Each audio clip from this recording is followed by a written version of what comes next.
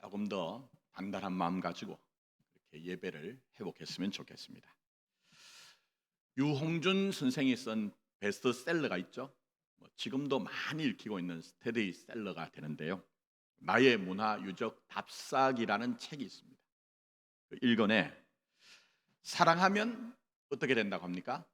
알게 되고 알면 사랑하나니 그때 보이는 것은 전과 같지 않으리라는 유명한 말을 쓰셨습니다. 여전히 사람들이 많이 사용해요, 이 말을. 그러나 원래 인용된 원문은 그렇지 않습니다. 한자를 풀면 알면, 아는 것이 시작이에요. 알면 곧 참으로 사랑하게 되고 사랑하면 참으로 보게 되고 볼 줄 알게 되면 모으게 되나니 그것은 한갓 모은 것이 아니다라는 것입니다. 이게 어디가 출처냐 하면 이제 조선 정조 때에 성롱 김광국이라는 분이 계십니다. 이분이 당대 그림을 회화를 굉장히 사랑했어요. 자기 평생의 그림을 모았거든요. 그리고 그 그림을 화첩으로 만들어서 석농하원이라는 이제 화첩을 꾸몄습니다. 그리고 당대의 유명한 명문가인 유한준 선생에게 발문을 부탁해서 발문을 받은 내용이 제가 아까 말씀드린 내용입니다. 자, 이 화첩에는요 어마어마합니다. 유홍준 선생이 이 책에 대해서도 책을 쓰셨는데요. 그 안에 보면 여러분들이 익히 들으셨던 정선, 심사정, 김홍도를 비롯해서 우리나라 화가 101명의 그림을 포함해서 총 267편의 그림이 실려 있습니다.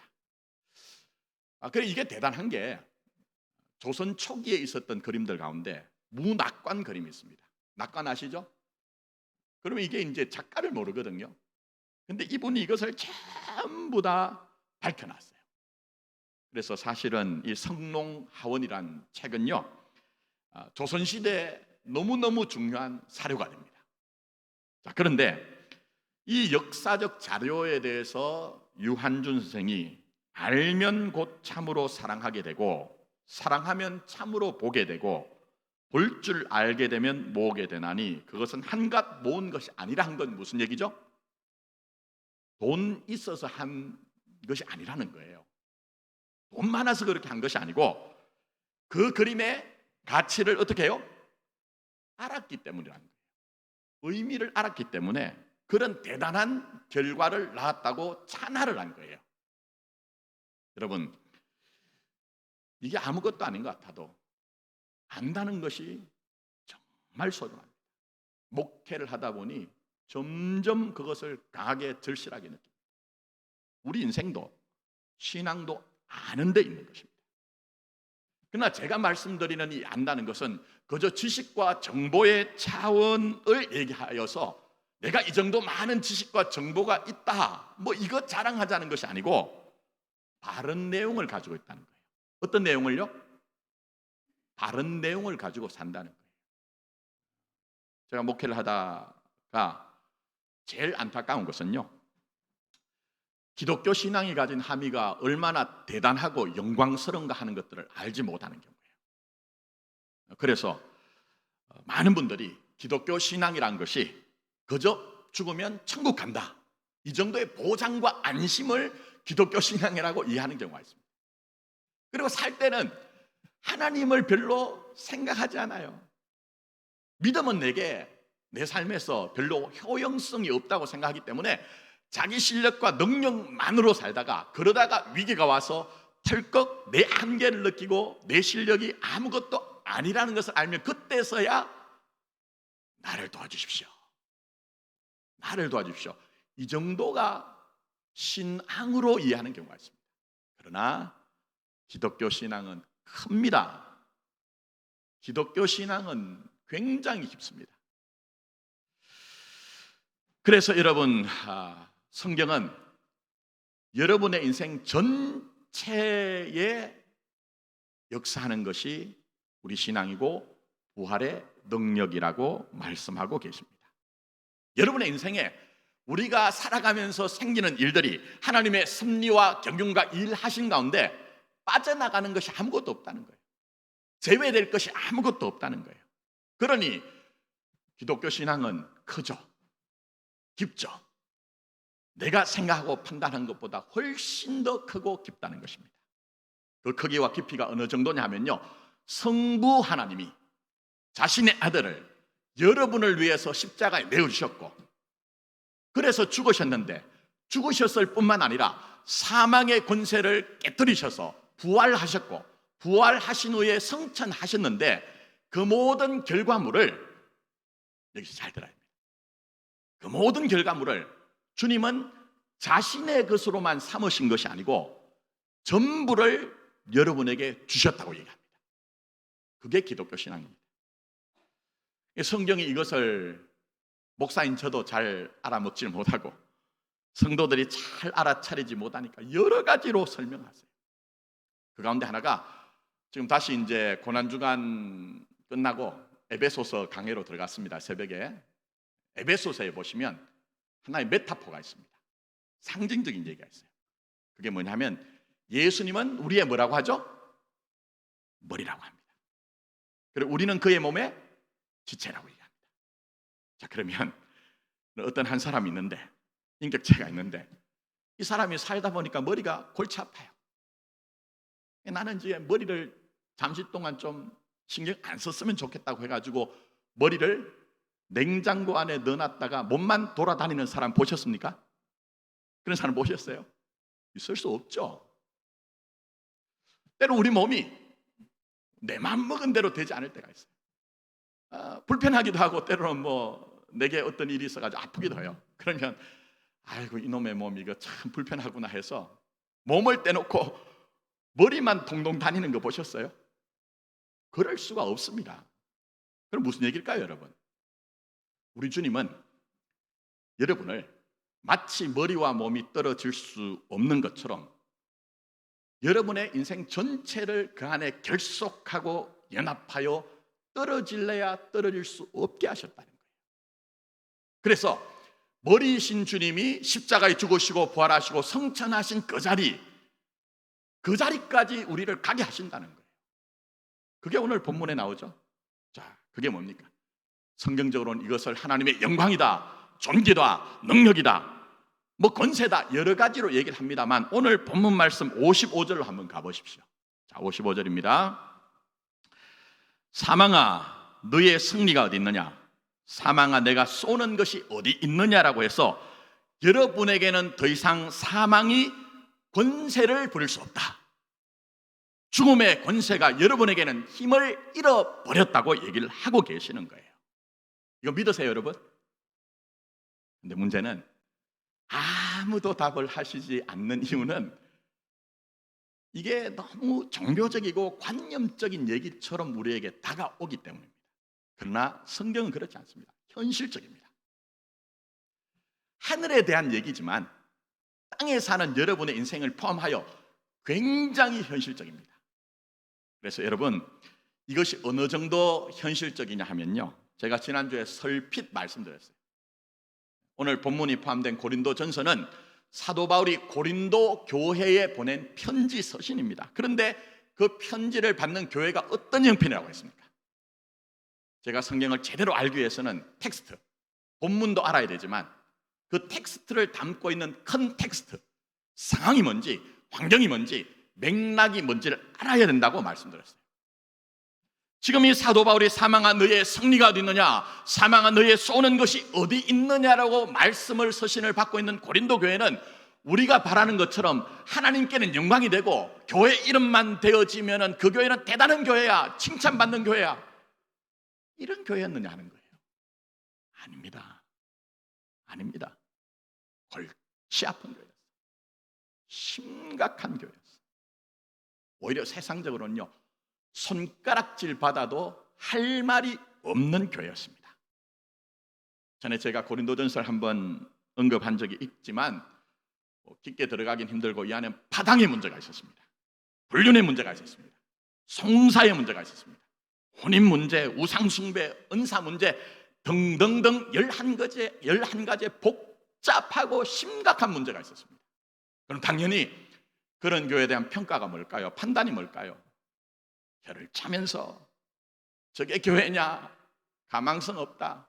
저 교회 왜 다니냐? 이런 얘기가 나올 수밖에 없는 거예요. 이런 얘기 나올 수밖에 없잖아요.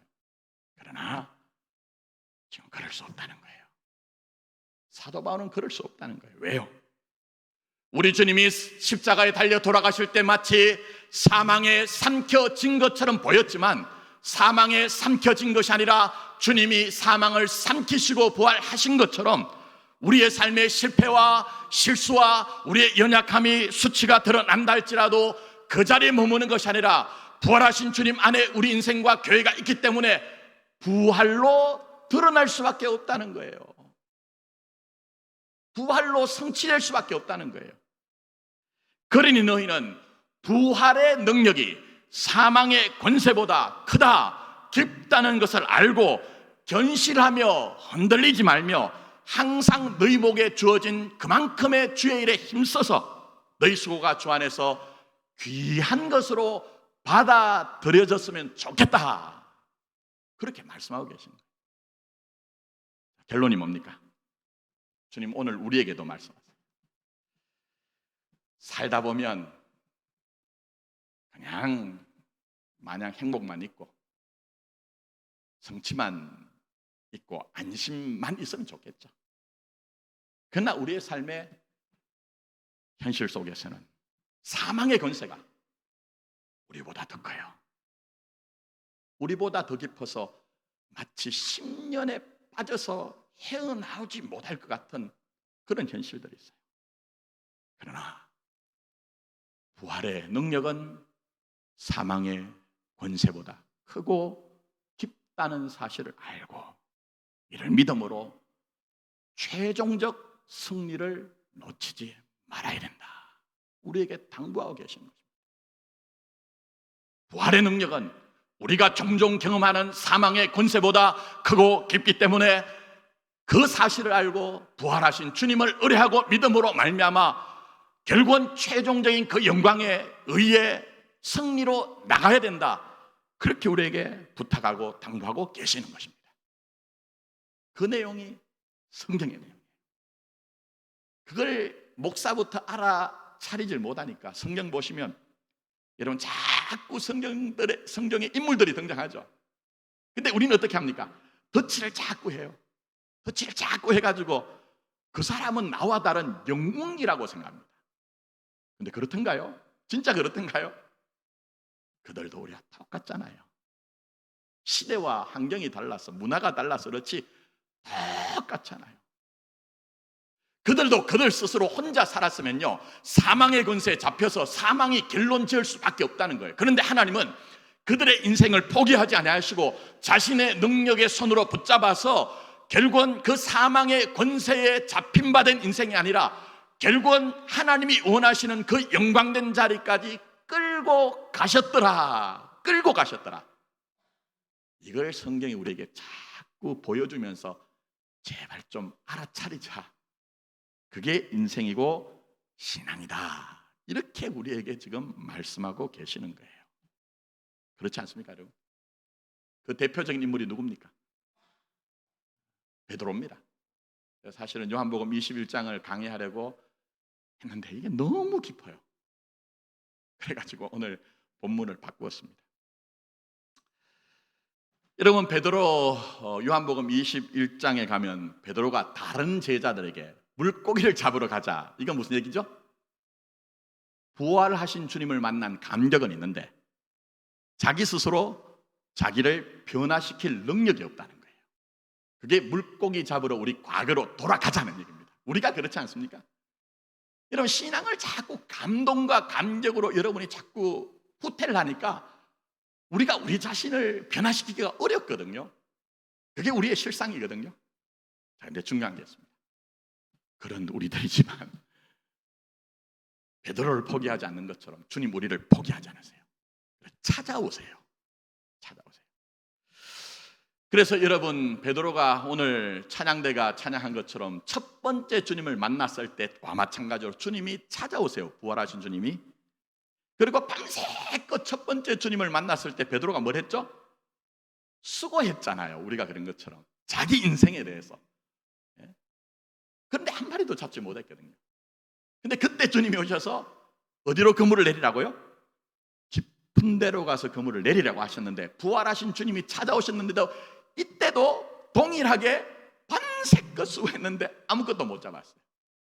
이번엔 뭐라고 하십니까? 흡사하게 배 오른편에 그물을 던지라고 하잖아요. 그래서 몇 마리 잡습니까? 모나미 153 볼펜이 거기서 탄생한 거예요. 비화가 153마리. 근데 그것은 정확하게 해석을 해드리기 위해서는 유대인의 그 게마트리아라고 있습니다. 수비야. 그걸 해석을 해드려야 이게 어떤 풍성한 복음을 담고 있는지를 알 수가 있는데, 그것까지는 언급하지 않습니다. 나중에 기회가 되면 하겠지만.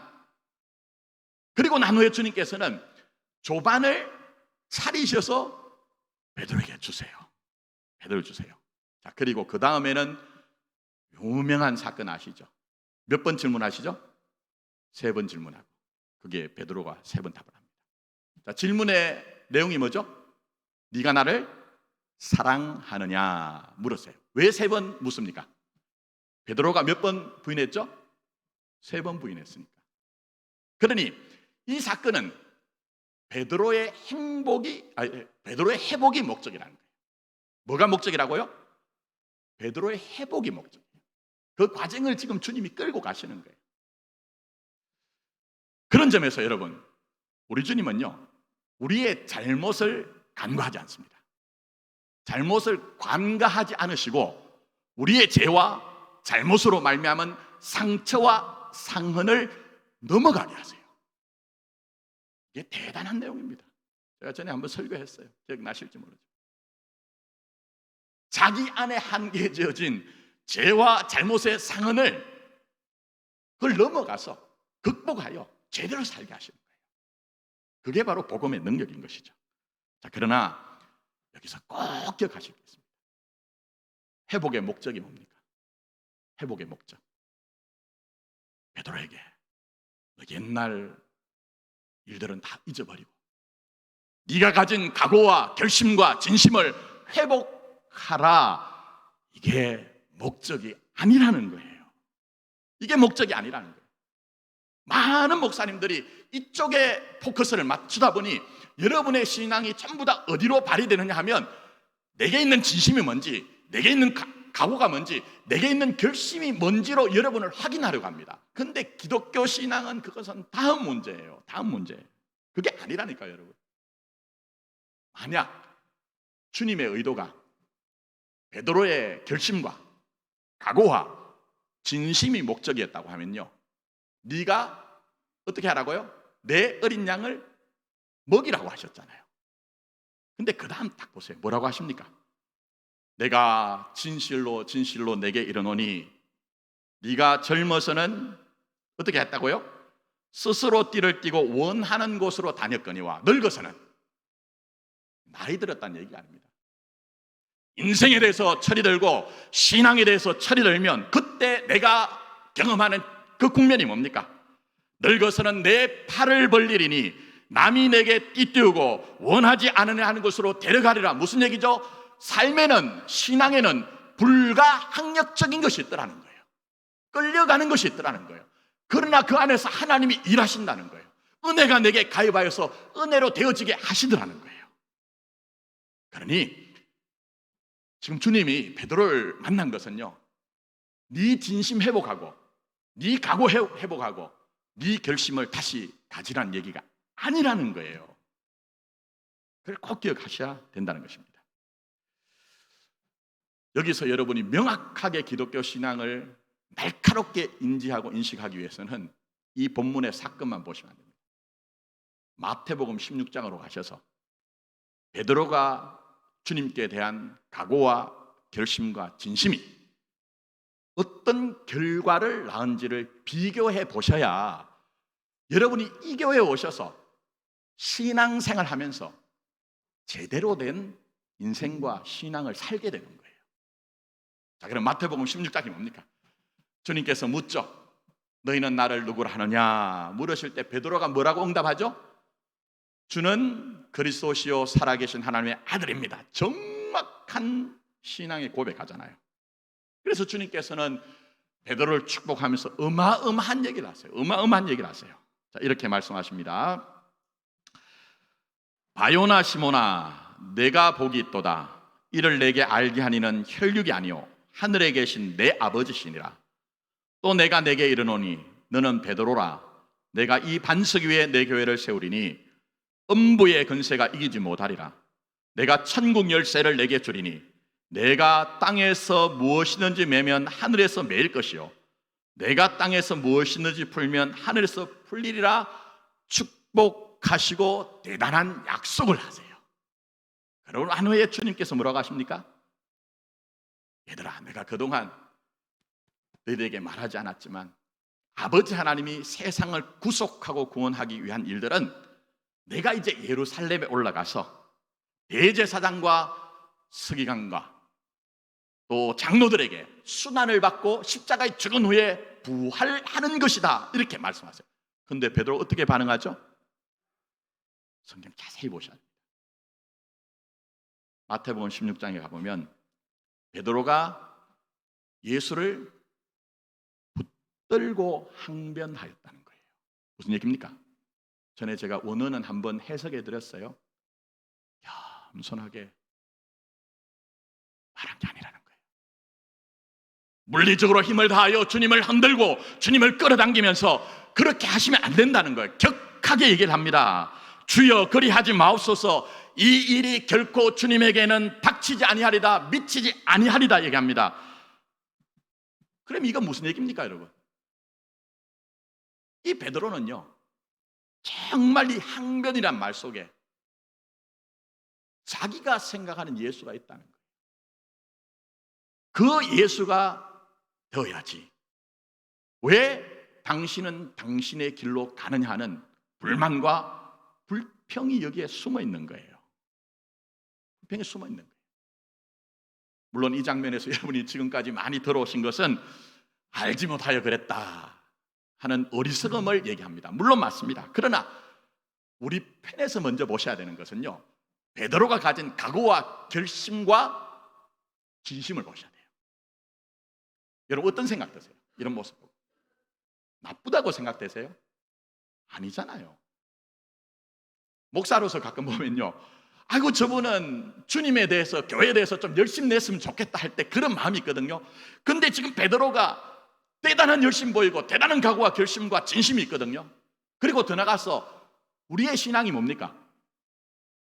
복음을 제대로 듣지 못하니까 우리는 우리의 신앙을 구성하고 조성하고 내용이 뭐냐면요, 우리는 우리의 진심을 얼마나 갸륵하게 느끼는지 모릅니다. 내가 가진 결단과 결심이 너무너무 하나님 앞에서 조차도 소중한 거예요. 그러면서 어떻게 되죠? 우리의 기도가 대부분 뭡니까?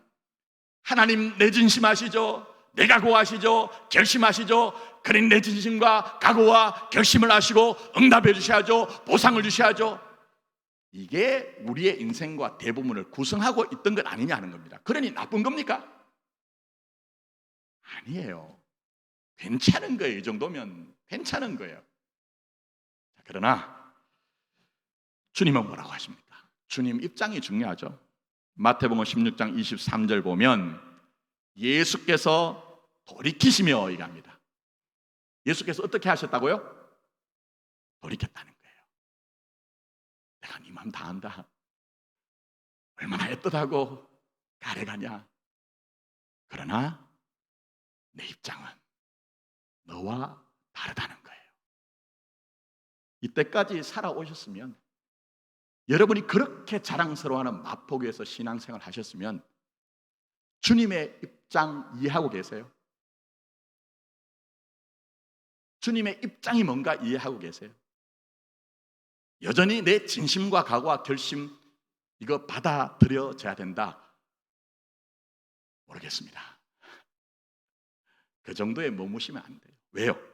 그 다음에 주님이 뭐라고 하십니까? 사단아, 내 뒤로 물러가라. 너는 하나님의 일을 생각하지 않고 사람의 일을 생각한다고 얘기하고 있어요.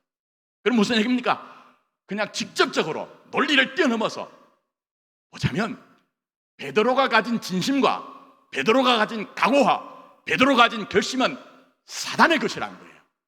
하나님의 것을 이루는 것이 아니라는 거예요. 그러니 요한복음 21장에 오셔서 네가 나를 사랑하냐 묻는 것이 너 진심을 다시 가져라, 너 각오를 새롭게 해라, 결심을 하라, 이런 게 아니겠죠. 이런 게 아니라는 거예요. 더 커지셔야 된다는 거예요. 더 깊은 수준으로 가셔야 된다는 거예요. 그런 점에서는 주님이 여러분에 대해서 인생을 보시는 것은요, 내가 나 스스로 생각하고 판단하는 것보다 훨씬 더 큽니다. 나는 여기 좀 머물렀으면 좋겠는데 훨씬 더 깊은 대로 가라고 말씀하세요. 이해가 되세요, 여러분? 자, 이거 이해시켜드리기 위해서 한 가지만 좀 말씀드리면, 만약 여러분 곁에 어떤 분이 계신데 너무너무 좋은 분이에요. 너무너무 좋은 분이에요. 예를 들면 여행을 간다고 하면 나는 한 푼도 기여하지 않고 자기 돈 다 써요. 맛있는 맛집이 있다고 하면 전화를 해가지고 김집사야 이집사야 나와라 하고는 데리고 가가지고 자기 카드로 다 긁어요. 얼마나 좋은 분입니까? 근데 단서가 하나 있습니다. 그게 뭐냐면요, 내 의사는 한 번도 안 물어보는 거예요. 내가 어디로 가고 싶은지, 내가 뭘 먹고 싶은지, 자기가 가고 싶은 곳, 자기가 원하는 것만 따르라는 거예요. 그럼 묻습니다, 여러분. 여러분 그런 사람과 평생 갈 수 있습니까? 그런 자신감 있으세요? 저는 그렇게 못합니다. 기회가 되면 끝냅시다, 이렇게 될 거예요. 왜요? 그런 관계는요, 성숙한 인격적인 관계나 온전한 사랑의 관계가 아닙니다. 그건 나를 조종하자는 거예요. 나를 통제하자는 거예요. 그런 점에서 지금 베드로가 그렇게 귀한 고백을 했지만 주여 이 일이 미치지 않겠습니다 한 건 뭡니까? 말씀드린 것처럼 주님은 주님 당신의 뜻을 이루시면 안 됩니다. 내가 원하는 것을 이루어 주셔야 되는 그 주님입니다라고 얘기를 하면서 자기의 진심과 결심과 각오를 내놓는 거예요. 네 번째는요, 이런 베드로의 모습을 꼭 닮은 사람이 있습니다. 심각하게 닮은 사람이 있죠. 누굽니까? 가룟 유다입니다, 여러분. 가룟 유다. 학자들 얘기는 가룟 유다가 예수를 따른 것은 예수를 통해 자기 안에 있는 대망이 있었다는 거예요. 우리나라가 로마 제국에서 정치적인 독립을 쟁취하는데 예수가 도움이 되겠구나 해서 예수를 따랐다는 거예요. 그러나 예수님께서 나는 이곳에 속한 것이 아니고 내 나라는 이 땅에 있는 것이 아니라고 하시니 실망한 거예요. 그래서 심지어는 예수님을 판 이유가 뭡니까? 그렇게 예수님을 팔면 예수님이 분노가 일어나서 경노가 일어나서 봉기하시지 않겠느냐 하는 마음이 있었다는 거예요. 그러면 정도의 차가 있지 베드로와 가룟 유다가 똑같은 거예요. 베드로와 가룟 유다가 똑같아요. 그러나 손가락질 할 수 없는 이유가 뭡니까? 내 안에 베드로가 있고 내 안에 가룟 유다가 있어요. 여러분은 어떠신지 모르지만 저는 저를 보면요, 내 결심이 강하면 강할수록, 내 진심이 더 주님 앞에 진하면 진할수록 나중에는 주님이 없어요. 내게는 내 결심과 내 진심만 남아요. 그러다 보니까 나중에는요, 내 안에 예수가 없어요. 내 안에 예수가 없어요. 그게 오늘날 교회와 목사와 성도들의 비극 아닙니까? 그게 비극 아닙니까? 이 경건의 모양은 있으나 경건의 능력을 다 잃어버린 것이 우리 자신의 그런 모습의 이유거든요. 그래서 교회가 힘든 거예요. 아픈 거예요. 비명이 터져 나오는 거예요. 그러나 감사하죠. 그게 뭡니까? 베드로를 포기하지 않은 것처럼 하나님은 여러분의 인생 포기하지 않으세요. 주님 찾아오세요. 그리고 그 은혜의 능력으로 사망의 권세에 삼키움을 당하는 인생이 아니라 결국 우리 주님처럼 사망을 생명이 삼키는 인생을 되게 하시는 것입니다. 그래서 보시면 우리 주님은 우리 인생에 대해서 베드로에게 역사하신 것처럼 그 모든 것들이 우리의 결론이 되게 하지 않습니다. 그조차도 사용하여서 그것을 과정으로 하여 결국 우리 주님이 원하시는 곳까지 끌고라도 가시는 거예요. 끌고라도 가시는 거예요.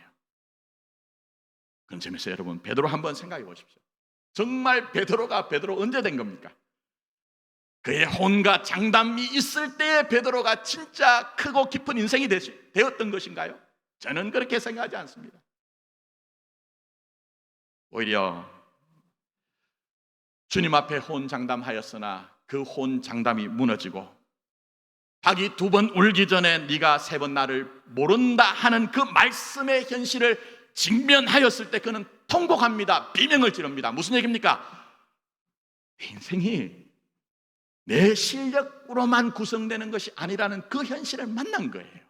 그래서 후회하고 자책하고 비명을 지르는 거예요. 우리도 그럴 때 있죠? 근데 그 정도가 또 아닙니다. 만약 베드로가 거기서 끝났다고 하면요, 가룟 유다하고 똑같습니다. 그렇지 않습니까, 여러분? 근데 주님 찾아오시거든요. 찾아오세요. 주님 여러분에게 찾아오십니까? 어떻게 찾아오십니까? 질문으로 찾아오세요. 뭐로 찾아온다고요? 질문으로. 그래서 찾아오신 주님이 베드로에게 뭘 합니까? 네가 나를 사랑하느냐 질문을 던지세요. 질문을 던지세요. 그래서 우리도 비록 지금 눈에 주님이 보이지 않고 음성이 주님이 들리지 않고 내 손으로 감각할 수 없어도 성령님을 통해서 자꾸만 질문을 던지시는 거예요. 왜 질문하십니까? 생각하라는 거예요. 뭘 하라고요? 생각하라는 거예요. 생각해야 큰 사람 되고 생각해야 기쁜 사람 되기 때문에 그런 점에서 기독교 신앙은요, 무슨 부자를 만들어주거나 세상적인 권세 명예를 너희 손에 쥐어주겠다는 것이 아니고 예수 안에서 너희가 예수만큼 큰 사람 된다, 예수만큼 깊은 사람 된다는 거예요. 근데 중요한 게 있죠. 생각은 언제 되던가요? 잘 나갈 때 생각 되던가요? 즐거움은 있고 기쁨은 있지만 생각은 없어요. 그렇죠? 실패가 있고 낭망이 있고 고민이 있을 때 그때 생각이 많아져요. 쉽단 건 아닙니다. 그 속에서 정말 버티고 버텨보면 나중에 내가 나를 보면, 뒤돌아보면 그 일 때문에 내가 이런 사람 됐구나, 이런 사람 됐구나 하는 것들을 깨닫게 되고 인정하게 되라는 것입니다. 근데 우리가 구하는 게 뭐죠? 하나님, 제 인생에는 실패가 없게 해주세요.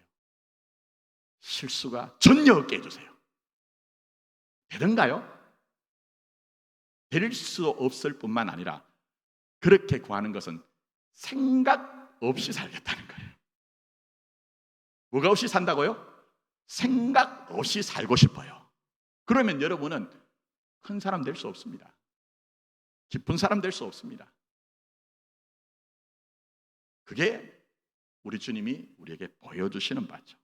그래서 말씀드린 것처럼 베드로의 베드로 된 것은요, 자신의 혼장담이 무너지고 눈물 흘리고 단식하고 비명을 지른 후에요. 그러고도 또 갈릴리 바다로 돌아가죠. 물고기 잡으려고. 근데 밤새껏 아무것도 잡지 못하여서 그때 부활하신 주님이 오셔서 네가 나를 사랑하느냐 하니까 뭐라고 합니까?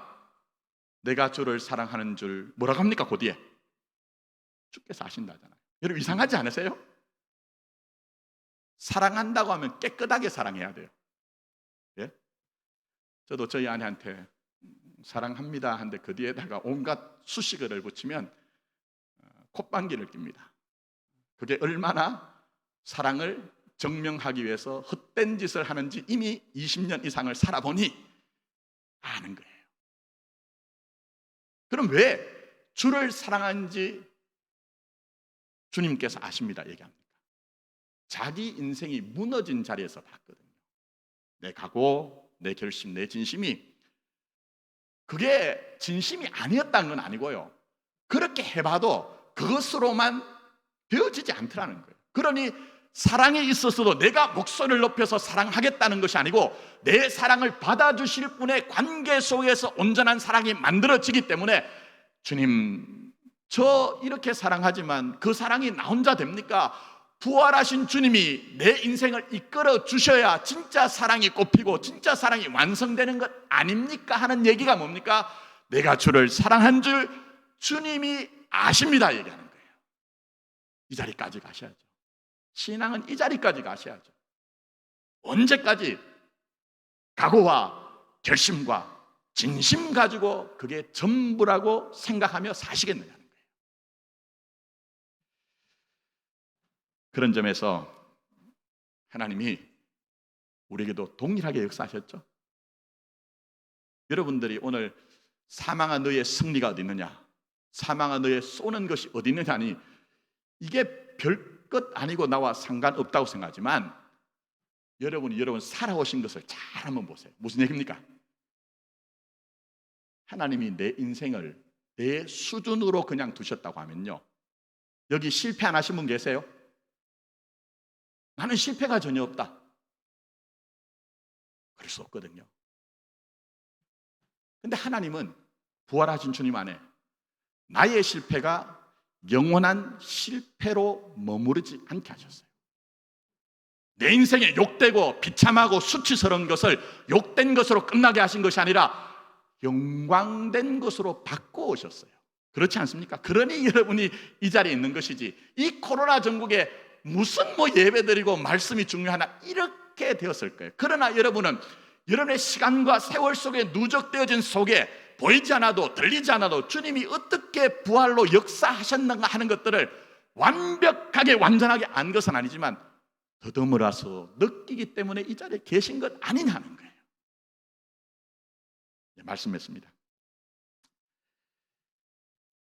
사망아 너의 승리가 어디 있느냐, 사망아 내가 쏘는 것이 어디 있느냐. 여러분의 삶에도 지금까지처럼 앞으로도 종종 현실이 사망의 권세처럼 다가올 때가 있을 것입니다. 그러나 사망의 권세는 사망으로 끝나지 않습니다. 왜요? 예수 안에 운명 지어진 것이, 결속되어진 것이, 연합된 것이 여러분의 인생 때문입니다. 그래서 지금도 주님은 그것을 위해서 쉬지 않고 여러분을 위해 말씀을 통해 현실 세계 속에서 겪는 일들을 통해 우리에게 일을 하시는 것입니다. 그래서 로마서 6장 4절 말씀 읽어드릴게요. 그러므로 우리가 그의 죽으심과 합하여 세례를 받음으로 그와 함께 장사되었나니 이는 아버지의 영광으로 말미암아 그리스도를 죽은 자 가운데서 제가 읽어드릴게요. 죽은 자 가운데서 살리심과 같이 우리로 또한 새 생명 가운데 행하게 하려 함이라. 이랬습니다. 제가 막 이렇게 복음의 본질을 드러내면 제가 어떨 때 이렇게 정신머리를 잃어버립니다. 무슨 얘기죠? 하나님이 아들에게 한 것처럼 똑같은 일을 여러분에게 하신다는 거예요. 그러니 여러분, 우리 삶에 사망의 권세가 있을 때 고린도후서 1장에 사도 바울이 뭐라고 합니까? 내가 사망의 권세에 사로잡혀서 사형 은도를 받은 것 같은데 이는 우리로 하여금 자신을 의지하지 말고 죽은 자를 다시 살리신 하나님을 의지하게 하려 함이라 이랬어요. 그러니 목사 보지 마세요. 목사 내어놓을 것 없습니다. 누구를 봐야 되죠? 부활하신 주님 바라보고 부활하신 주님과 함께 살아내십시오.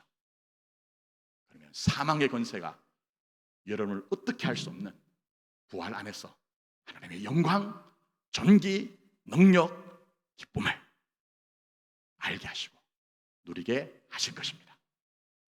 이런 은혜가 우리 교회와 여러분에게 있기를 예수님의 이름으로 축복합니다. 기도드리겠습니다.